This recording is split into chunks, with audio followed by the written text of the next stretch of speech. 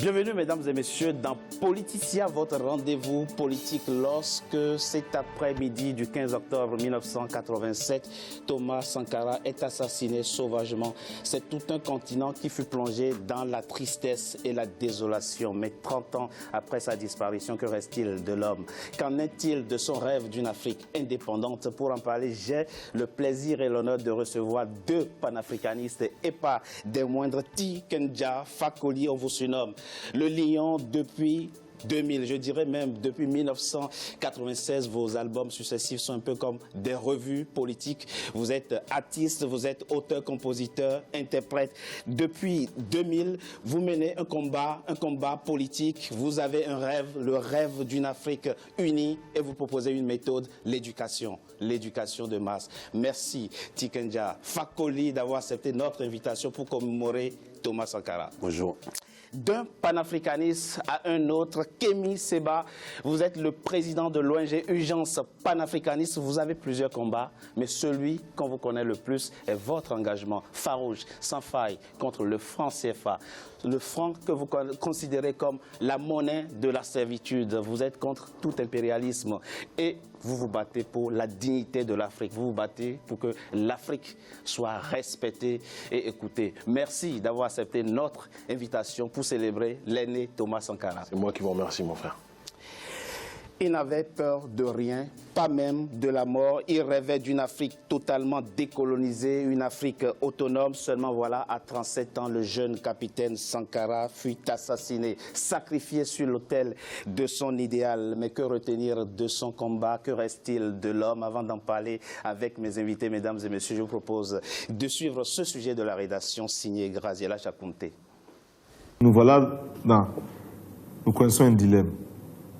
Soit taire nos positions que nous considérons comme vraies, donc taire la vérité. La vérité, c'est ce que chacun de nous a sa vérité, bien sûr, nous n'avons pas la vérité absolue.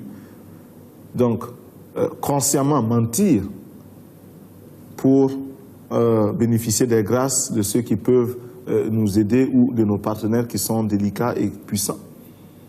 Ou alors, leur dire la vérité dans la conviction, dans l'intime conviction que nous rendons service à notre peuple et à tout autre peuple. 30 ans que l'étoile s'est éteinte, 30 ans que les sankaristes sont orphelins, 30 ans qu'ils réclament justice. Mais que reste-t-il véritablement de l'héritage de Thomas Sankara, 30 ans après son décès brutal? Décryptage. Lorsqu'il arrive au pouvoir en 1983, Thomas Sankara n'a que 34 ans, mais n'est pas un inconnu. Leader singulier, charismatique et visionnaire, il incarne le changement et brille par ses ambitions.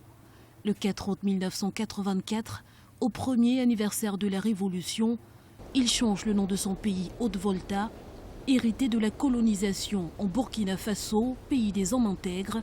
Le ton est donné. Dans la foulée, l'homme met en pratique ses idéaux, remettre le peuple au travail, lui apprendre à compter d'abord sur lui-même et à retrouver sa dignité. Il faut bannir de vos rangs les féodaux, les équilibristes, ceux qui croient que ce chantier est pour eux l'occasion de devenir de petits patrons pour les élections futures.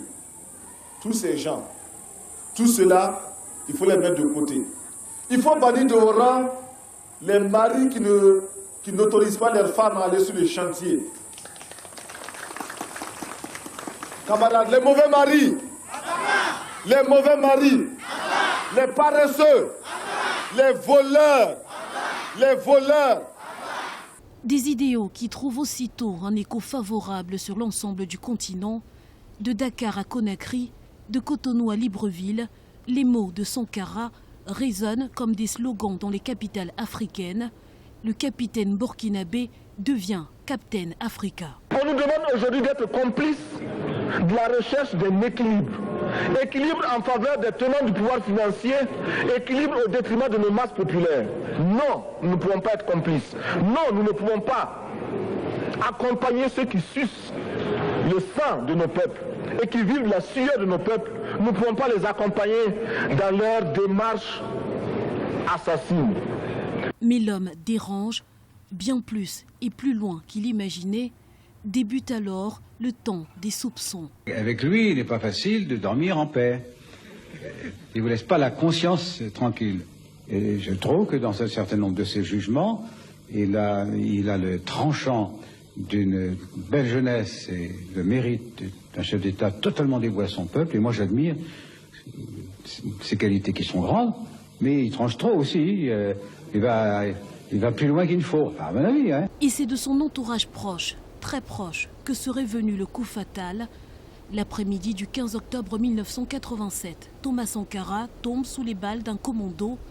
Son rêve pour l'Afrique, idéaliste pour certains, utopiste pour d'autres, se brise. Thomas savait très bien qu'il devait mourir. Et je pense qu'il a accepté le suicide parce que quelque part aussi, ça fait une grandeur. L'homme est mort, mais pas ses idées. Il a été lame de fond du soulèvement populaire d'octobre 2014 au Burkina Faso. Et sur un continent en quête de héros, son seul nom suffit encore aujourd'hui à galvaniser les foules. Ils étaient des milliers rassemblés au stade de Ouagadougou le 2 octobre 2017 pour lancer une souscription internationale pour la construction d'un mémorial consacré à Tom Sank, le mythique révolutionnaire. Kémy Séba, 30 ans, qui s'en est allé. Thomas Sankara, laissant derrière lui un continent encore à la croisée des chemins. Quand vous pensez à lui, au leader, à l'homme, que retenez-vous de son combat? Je retiens ce que je pense des millions de jeunes Africains de la diaspora ou du continent retiennent, en l'occurrence des principes d'autodétermination, un principe d'anti-victimisation, un principe de courage politique. Courage politique parce que dire les choses sans avoir peur de froisser les sensibilités des puissants et des classes dominantes de manière générale, dans une société africaine qui a été pendant très longtemps féodale, c'est le cas de le dire, je pense que c'était faire preuve d'un grand courage et d'une grande détermination. Ces mots résonnent plus que jamais aujourd'hui parce que contrairement à ce que l'on voudrait nous faire croire, la situation coloniale que connaît le continent africain non seulement n'est pas terminée, mais j'ai même envie de vous dire qu'elle s'est empirée. Parce qu'il n'y a rien de pire que de penser au XXIe siècle être dans une dynamique de liberté, alors que simplement le colonialisme a changé de scène, d'accord, mais le fond du jeu que nous vivons n'a pas changé en tant que tel. Et il est nécessaire pour nous, c'est notre message en tout cas, de rappeler que le combat de Thomas Sankara ne devait pas pousser la jeunesse africaine à idolâtrer l'homme, mais à prendre en charge les idées qu'il avait évoquées et les revivifier plus que jamais aujourd'hui. Et malheureusement, il existe trop de personnes qui idolâtrent l'homme, mais qui ne sont pas forcément toujours dans une dynamique de vouloir revivifier ces idées. Ils ne portent pas ces valeurs. Je ne suis pas là pour donner des bons points, des mauvais points, mais je pense que la jeunesse africaine, pourquoi elle se lève de plus en plus aujourd'hui? Parce qu'elle voit beaucoup de gens qui parlent dans les hautes sphères de Thomas Sankara, mais très peu dans ces hautes sphères honorent ses idées. C'est pourquoi la jeunesse panafricaine, aujourd'hui sur le continent, prend ses responsabilités. Tikenja Fakoli, quand on visite votre répertoire, on se rend compte que vous êtes un artiste engagé, je l'ai dit, vous traitez des thématiques qui étaient très chères à Thomas Sankara. Ça veut dire quoi? Que son combat est encore actuel? Mais ce combat actuel, je dirais aussi que ce qu'il faut retenir de Thomas Sankara, c'est le courage politique. Le courage politique dans une période bien précise. C'est-à-dire quand Thomas arrive, tous les chefs d'État ils sont aujourd'hui, il y en a plein qui sont aujourd'hui encore au service de la France, oui, qui avaient un discours devant le maître, voilà, il fallait s'abaisser. Mais Thomas arrive, il casse un peu ce mythe-là. Il arrive, voilà, il a un discours différent, il a un comportement différent. D'ailleurs, il commence par changer de voiture. Les ministres et les présidents étaient dans les Mercedes, il les met dans les R5. C'est ça. Et il supprime les premières classes de ministres qui vont en mission. Qui vont en mission. Donc voilà, c'est ce courage politique-là qu'on retient de lui, parce que c'est d'ailleurs pourquoi il a été assassiné, parce qu'il ne fallait pas le laisser contaminer les autres pays. Il ne fallait pas le laisser, il fallait pas laisser certains jeunes des autres pays africains s'inspirer de ce qu'il est en train de faire. Mais ce que vous êtes en train de nous expliquer, Tikenja et Fakoli, et c'est tout à fait juste, si on considère l'assassinat de Thomas Sankara comme un avertissement aux autres leaders, on peut conclure que la leçon a été bien retenue.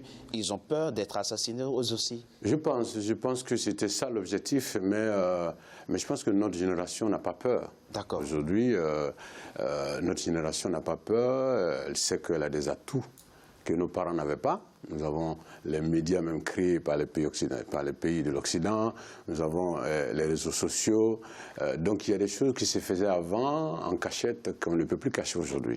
Donc la preuve, ils ont assassiné Sankara, mais son héritage est encore là. C'est-à-dire qu'il y a beaucoup de mouvements de la société civile aujourd'hui qui prennent position.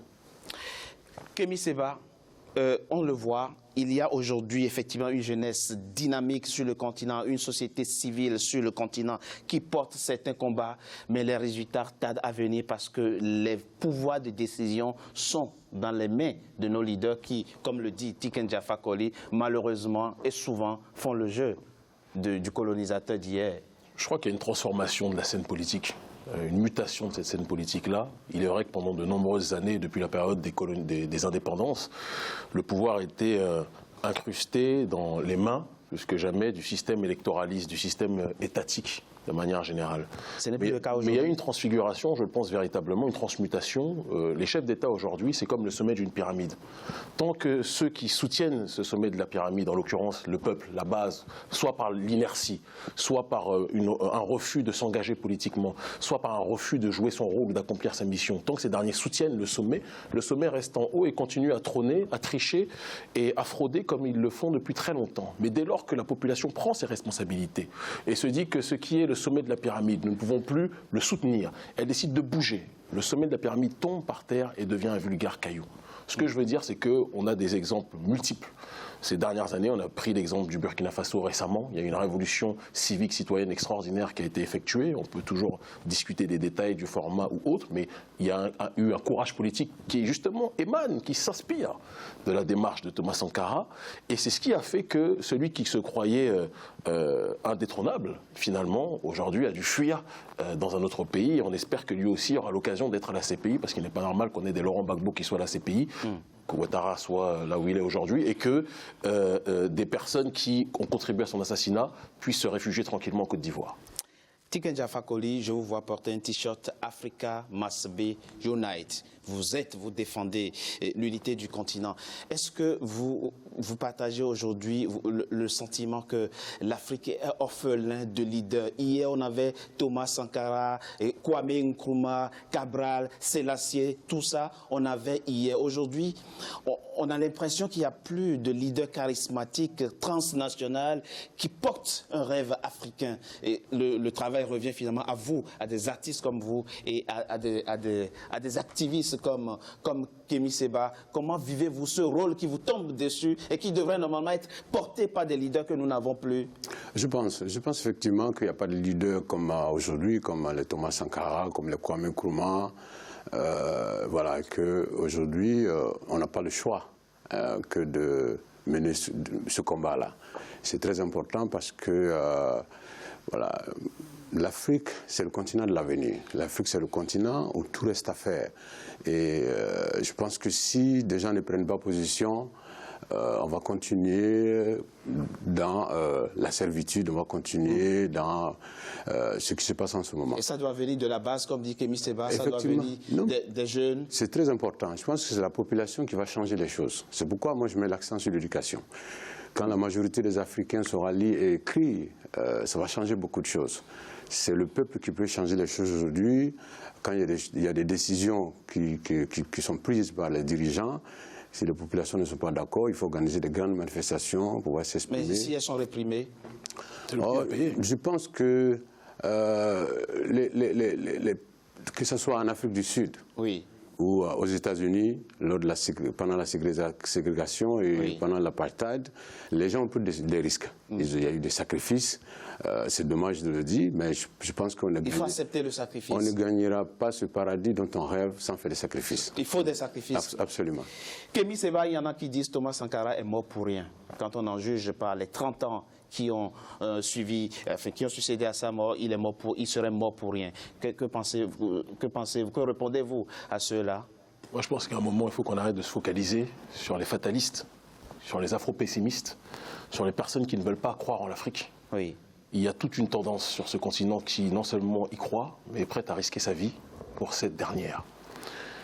Tout à l'heure, mon frère et ami Tikenja disait quelque chose d'extrêmement important, la nécessité de prendre ses responsabilités, que le peuple se responsabilise, qu'il s'autodétermine. Thomas Sankara ne s'est pas battu pour qu'on attende, après sa mort, d'autres leaders. Moi, je refuse cette histoire de dire qu'on est des leaders. Ni moi, ni Tikenja, ni d'autres ne sont des leaders. On est des porte-voix. Le peuple doit être le leader. Il faut qu'on arrête d'attendre une figure qui va tomber du ciel et qui va nous dire du jour au lendemain, levez-vous, levez-vous. Et c'est parce que certains sont incarcérés dans ce rôle-là par rapport à Thomas Sankara que dès lors qu'il est mort, il n'y a pas eu de suite immédiate qui s'est effectuée parce qu'on s'est dit, le Christ ou le Messie du panafricaniste est mort, plus rien n'est jouable. On ne peut pas fonctionner comme ça. Le peuple doit prendre ses responsabilités parce que celui qui se bat par le peuple, pour le peuple, pourra toujours gagner. Mais si on attend qu'une figure, homme ou femme, vienne et nous donne le chemin, on n'avancera nulle part. Il faut qu'on arrête avec ce culte justement de la personnalité. Mais Kémy Séva, oui. disons les choses clairement. Est-ce que là aussi, on ne tombe pas dans une forme d'utopie quand on dit le peuple doit se battre, quand vous vous faites tuer, tout simplement, on l'a vu, je ne vais pas citer des exemples, quand vous vous faites tuer, lorsque vous marchez, vous faites réprimer sauvagement, vous devez le lendemain continuer, quitte à ne plus vivre. Qu'est-ce que nous voulons? Est-ce qu'on veut vivre en étant des morts vivants ou on veut risquer notre vie pour obtenir notre libération? C'est la question qu'il faut se poser. Au moment où je vous parle, j'étais déporté d'un pays dans lequel je vis depuis 7 ans. J'ai été mis en prison. D'accord? Mes militants sont traqués là où ils sont. Que dois-je dire à mes militants? Parce que nous nous battons non pas simplement, comme ça a été dit tout à l'heure, pour le franc CFA, mais pour la souveraineté africaine, qui était si chère à Thomas Sankara. Que dois-je leur dire? Allez dans la tranquillité, continuez à être des esclaves en silence, taisez-vous, parce que sinon vous allez risquer de mourir. Mais on va tous mourir. Je ne vous le souhaite pas. Peut-être que demain, vous allez mourir d'un accident de voiture. Bien sûr. Peut-être que demain, vous allez mourir d'une maladie. Mais est-ce qu'on doit mourir en ayant fixé un objectif à atteindre pour la libération des nôtres, ou on doit s'occuper de notre propre quiétude dans la plantation? Je pense qu'à l'heure actuelle, si nous ne nous rebellons pas, si on ne se mobilise pas, l'Afrique demain sera à d'autres populations que les nôtres, sera peut-être aux investisseurs chinois, sera peut-être aux multinationales, mais ne sera pas aux Africains. Il faut qu'on se réapproprie notre destin. Sankara est mort pour cela. Il n'est pas mort pour qu'on soit en train de dire le grand Sankara, l'exceptionnel Sankara. C'est une course de relais, ce combat. Il est mort et en nous laissant le relais. Ce combat est une course de relais et au XXIe siècle, nous devons réadapter cette lutte aux enjeux du présent. Le néocolonialisme a changé de visage. Il était d'une brutalité, je finis juste, était d'une brutalité violente hier. Aujourd'hui, les néocolonialistes se présentent comme notre partenaire de développement, d'accord, comme si on avait besoin de se développer par rapport à quel paradigme. On doit se développer en fonction de notre propre ontologie, de notre propre culture, de notre propre vision. Mais de la même façon qu'il se dit être soutien des dictateurs, par le système des ONG corruptrices, ils soutiennent la société civile pour essayer de les manipuler. Nous devons avoir une grille de lecture politique acerbe pour pouvoir voir le monde dans lequel nous vivons et militer d'une façon adéquate en fonction des enjeux du présent. Comment a-t-il vécu Thomas Sankara? Je propose qu'on marque une courte pause et qu'on en parle dans la deuxième partie de notre émission. A tout de suite.